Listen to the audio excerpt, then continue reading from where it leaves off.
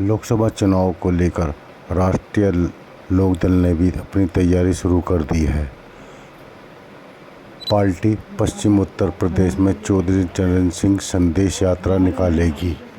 संदेश यात्रा 21 नवंबर को सहारनपुर से निकलेगी, चौधरी साहब की जो विचारधारा को जन जन तक 15 पहुंचाना, लोकसभा व उनके संदेश 75 को जन जन तक विधानसभा पहुंचाना और में इस होकर रथ यात्रा जाएगी। के माध्यम से जिस जिस जिले में ये रथ यात्रा जाएगी वहाँ खेलों की प्रतियोगिताओं का आयोजन कराया जाएगा और खिलाड़ियों को सम्मानित किया जाएगा। तीसरा हमारा मुख्य एजेंडा है एक मिनी ओलंपिक खेल का आयोजन करना, जिससे हमारे जो ये टैलेंट हैं, नई प्रतिभाएं, ये बाहर निकल कर आएँ, इनको प्रोत्साहन मिले, जागरूकता बढ़े और इन खिलाड़ियों को आगे बढ़ाने के उद्देश्य से हम मिनी ओलंपिक का आयोजन विनोद पहलवान जी, हमारे प्रदेश अध्यक्ष भाई दीपक तोमर जी, राष्ट्रीय उपाध्यक्ष हमारे जगराज जी, राष्ट्रीय महासचिव हमारे डॉक्टर संजीव आर्य जी, राष्ट्रीय महासचिव हमारे शैलेश ढाका जी, सतवीर सिंह राष्ट्रीय सचिव, शिव कुमार जी, तो हम सब साथी मिलकर इस मिनी ओलंपिक का, हमारी पूरी टीम खेल प्रकोष्ठ की मिनी ओलंपिक का आयोजन मेरठ में कराने जा रही है।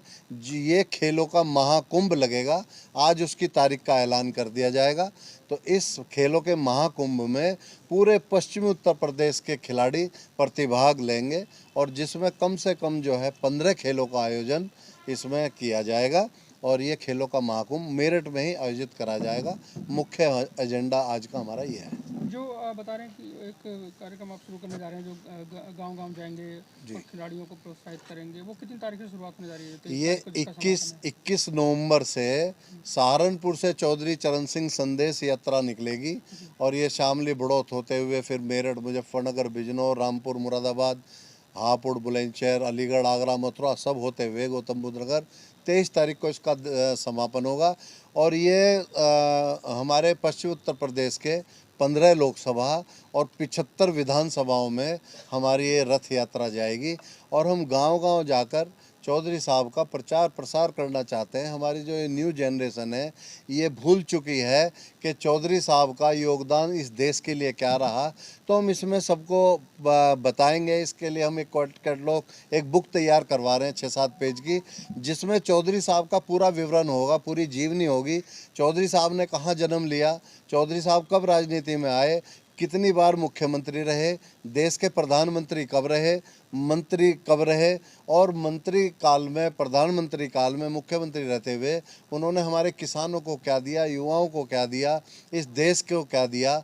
आज उन्हीं की देन है, आज किसान मान सम्मान से जी रहा है, लेकिन हमारा युवा भूलता जा रहा है उनका योगदान। तो उनकी विचारधारा को हम जन जन तक पहुंचाना चाहते हैं।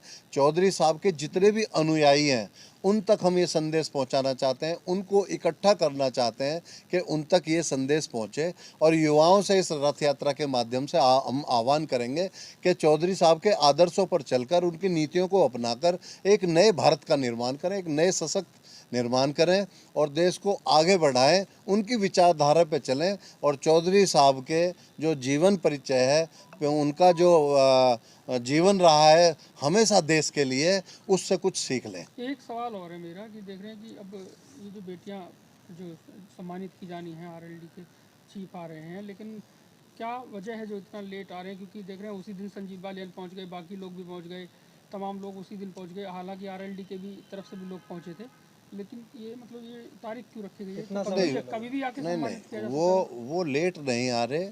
हमारे माननीय राष्ट्रीय अध्यक्ष जयंत चौधरी जी जापान गए हुए हैं। यहाँ से सांसदों का एक डेलीगेशन जापान गया हुआ है टूर पर और वो 14 तारीख को वापस आ रहे हैं। वो अकेले नहीं है, वो 10-12 सांसदों का डेलीगेशन है जो जापान गया है, वो सबके साथ गए। इस वजह से नहीं, ये तो प्रोग्राम अब से 2 दिन पहले ही हो गया होता। तो हमारे राष्ट्रीय अध्यक्ष जैन जी इस समय जापान में है, जब वो आएंगे वापस तो 16 तारीख को प्रोग्राम लगा दिए गए। और ऐसा नहीं है, हम राष्ट्रीय लोकदल इस काम में सबसे आगे है, बेटियों का सम्मान करने के लिए। बेटियां हमारे देश का गौरव है, बहुत बड़ा मान बढ़ाया है। और कल बड़ौत के चौधरी चरण सिंह इंस्टीट्यूट में 4 खिलाड़ियों को सम्मानित किया जा रहा है जो एशियाड जीत कर ला रहे हैं। हमारे राष्ट्रीय महासचिव खेल प्रकोष्ठ के डॉक्टर संजीव आर्य जी उनको सम्मानित कर रहे हैं। बहुत बड़ा आयोजन कल बड़ौत में किया जा रहा है उनको सम्मानित करने के लिए खिलाड़ियों को। तो राष्ट्रीय लोकदल कहीं पीछे नहीं है। हमारा तो नारा है खिलाड़ियों के सम्मान में राष्ट्रीय लोकदल मैदान में। अभी बता रहे थे प्रदेश अध्यक्ष की पार्टी मुखिया ने अपनी जो पूरी निधि है वो खिलाड़ियों के लिए दी है, किस तरह से है थोड़ा बता पाएंगे? पहले देश के ऐसे सांसद हैं जिन्होंने अपनी पूरी सांसद निधि खिलाड़ियों को प्रोत्साहित करने के लिए देने की घोषणा करी है। उसी कड़ी में वो क्रमवार जहाँ जहाँ घोषणा कर रहे हैं, कहीं मिनी स्टेडियम, खेल मैदान, कहीं किसी को जिम देना, किसी को कुश्ती का मैट देना, किसी को ऑडिटोरियम देना, कहीं एथलेटिक ट्रैक बनवाना, उसके हिसाब से जगह जगह पे ये धनराशि दी जा रही है। और आज तक किसी सांसद ने ऐसा कदम नहीं उठाया। पहले सांसद हैं जिन्होंने पूरी सांसद निधि खेल प्रोत्साहन खिलाड़ियों को देने की घोषणा करी है। उनका विचार, हमारे राष्ट्रीय अध्यक्ष जी का विचार है कि जो खिलाड़ी हैं, जो एक नई नई प्रतिभाएं जो उभर कर आ रही हैं, बहुत से खिलाड़ी धन अभाव में रह जाते हैं। कोई भी बच्चा खिलाड़ी धन अभाव में ना रहे, उनको बढ़ाने के लिए, उनको आगे बढ़ाने के लिए हम पूरा प्रयास करें ताकि वो आगे राष्ट्रीय स्तर पर, अंतर्राष्ट्रीय स्तर पर देश का नाम गौरव करें। और हम उनको बढ़ाने के लिए पूरा उनका सहयोग करें हर तरीके से। और उसी कड़ी में हमारा खेल प्रकोष्ठ, राष्ट्रीय लोकदल खेल प्रकोष्ठ पूरे तत्परता के साथ, पूरी मुस्तैदी के साथ काम कर रहा है। उत्तर प्रदेश में ही नहीं, दिल्ली, राजस्थान, हरियाणा, पंजाब, उत्तराखंड, सब जगह हम लोगों की टीम है लगी हुई है खिलाड़ियों को प्रोत्साहन देने के लिए। और उत्तर प्रदेश के अंदर हमारी टीम इतनी मजबूत, हमारे दीपक तोमर जो हैं प्रदेश अध्यक्ष हैं हमारे राष्ट्रीय लोकदल खेल प्रकोष्ठ के, इनके नेतृत्व में, इनकी अगुवाई में उत्तर प्रदेश के अंदर भी हमारी टीम बड़ी मजबूती के साथ खिलाड़ियों को प्रोत्साहित कर रही है।